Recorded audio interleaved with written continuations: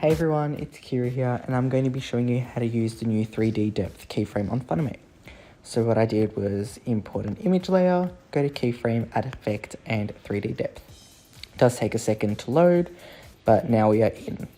So these are all the different effects that this keyframe does, and I'm just going to get straight into it. So first we have depth.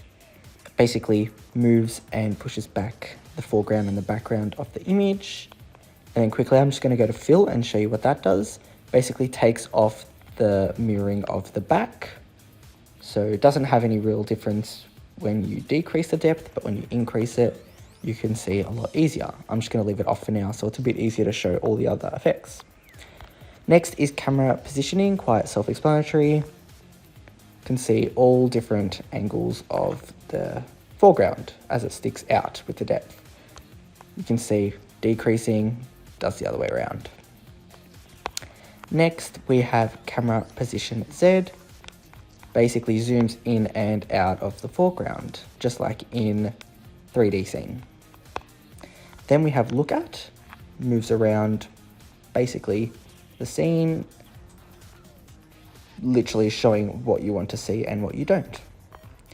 Then we have rotation Z, which basically spins in the Z direction for keyframes, basically anything you want.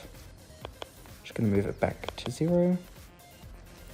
Then we have foreground center, moving the foreground, in this case it's the person, in basically up, down, left, right, diagonal, anywhere you like. Then we also have foreground rotation, which just spins the foreground, leaving the background in the same position, having this sort of drag effect, like extrude in a way. So then we have background center, same thing as the previous ones, just background instead of foreground. So it leaves the point at the front in the same direction and moves everything else. Then background rotation, spinning the background, leaving the foreground in the same or similar position. So all these you can keyframe, which is really cool. You can make cool different transitions. I like this effect mostly for horror edits, but basically play around with all the effects and see what you can create.